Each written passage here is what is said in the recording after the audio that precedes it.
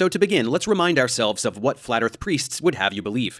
They tell a story of how the most powerful people in the world over the past several thousand years have conspired to convince its citizens that what they live on is a different shape than what it really is.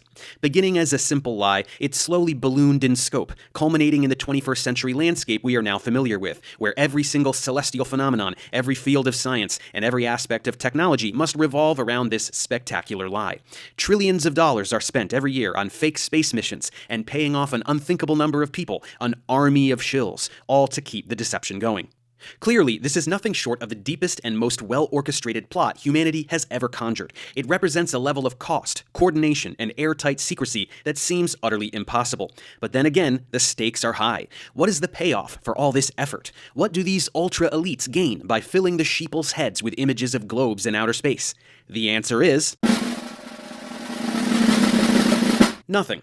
Yep, that's right. Nothing whatsoever. There is absolutely nothing that anyone could gain from telling this lie. Flat Earth priests themselves typically don't even bother offering a rationale as to the motive. For the few that do, what do they say? Some of them say it's to hide God. Seriously. This is very dumb, as any god who is so weak that it can be hidden by its own creations is clearly not worth worshipping. Also, if that was the plan, then it totally didn't work, since most people in the world do believe in some kind of god. Others insist that it's all about some form of control, but again, this is stupid. Beyond not offering any tangible control, you don't need such a huge conspiracy to control a people anyway. Look at any authoritarian dictatorship. North Korea does this wonderfully by restricting liberties, internet access, and using forced labor and executions. Voila! A brainwashed people under strict control.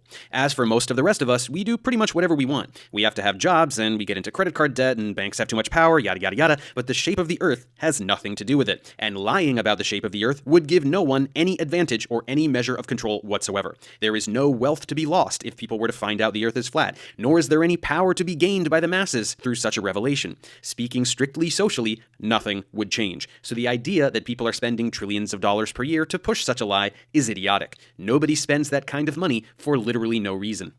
But that's not all. Let's more thoroughly explore the social ramifications of this. First up, the sciences. If the Earth is flat instead of roughly spherical and all of space is fake, there are several scientific disciplines that must be deemed fraudulent from top to bottom.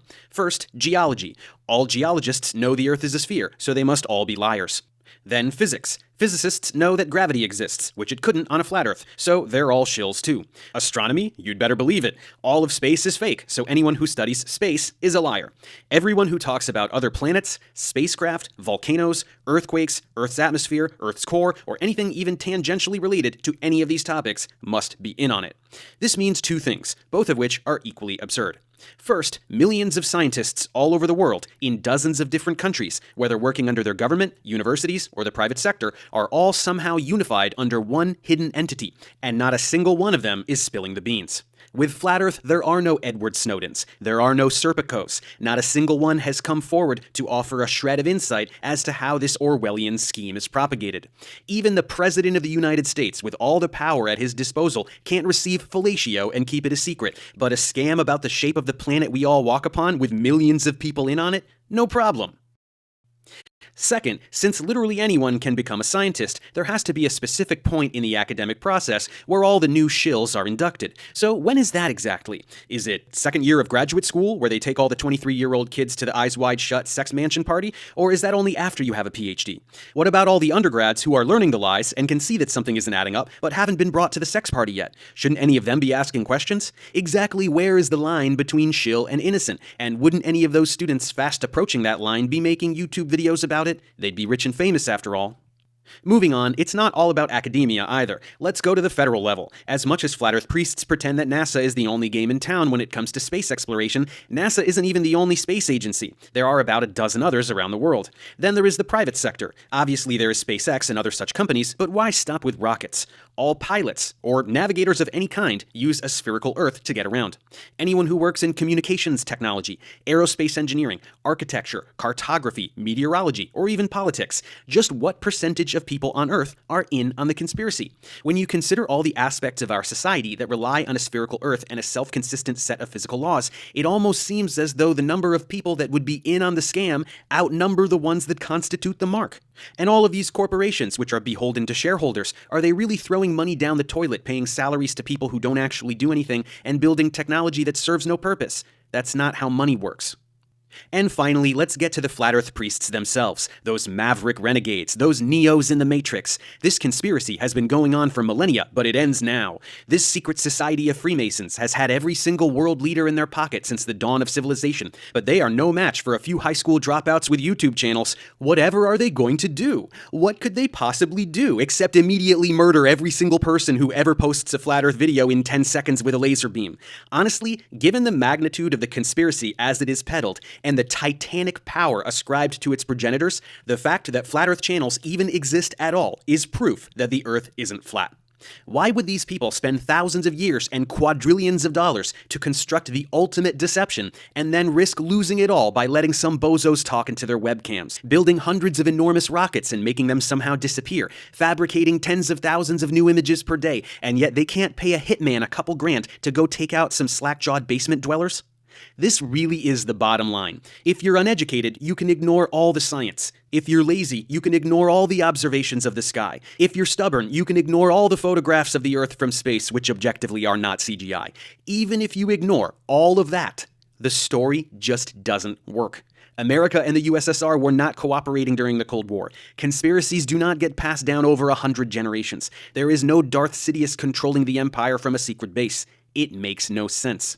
Of course, in the end, we all know that it's a ruse. Among all the internet hoaxes, Flat Earth is unique in its stupidity. It is just a meme that spiraled out of control. It's a satire of conspiracies that became a parody of itself when people unexpectedly actually started falling for it.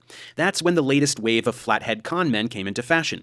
These are the bottom feeders that scrape together a meager living from live streams aimed at the same couple hundred poor saps desperately searching for purpose where they otherwise have none.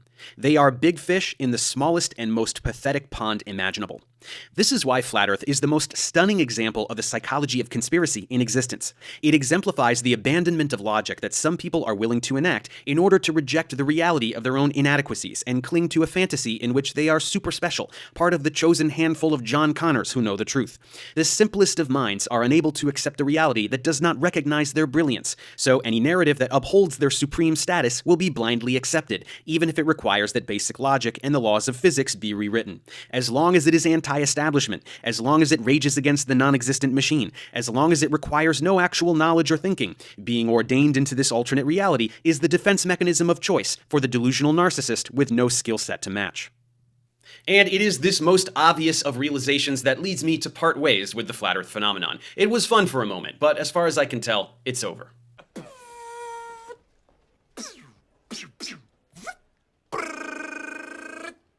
Adios, turd nuggets.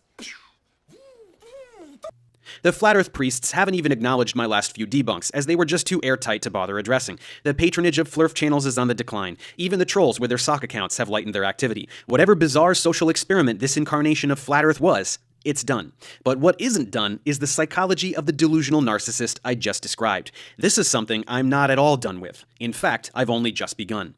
This precise character shows up in the realm of astrophysics, pretending to understand the field better than astrophysicists. It shows up in the realm of medicine, pretending to understand the human body better than doctors and biochemists. While only a tiny percentage of these types have the brain cell deficit required to fall for Flat Earth, they all eventually find their home, which is usually some other conspiracy or anti-establishment narrative that ends up doing a lot more damage, always just so that some jerk can make a buck.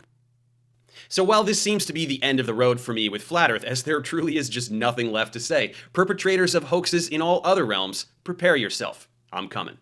Until next time.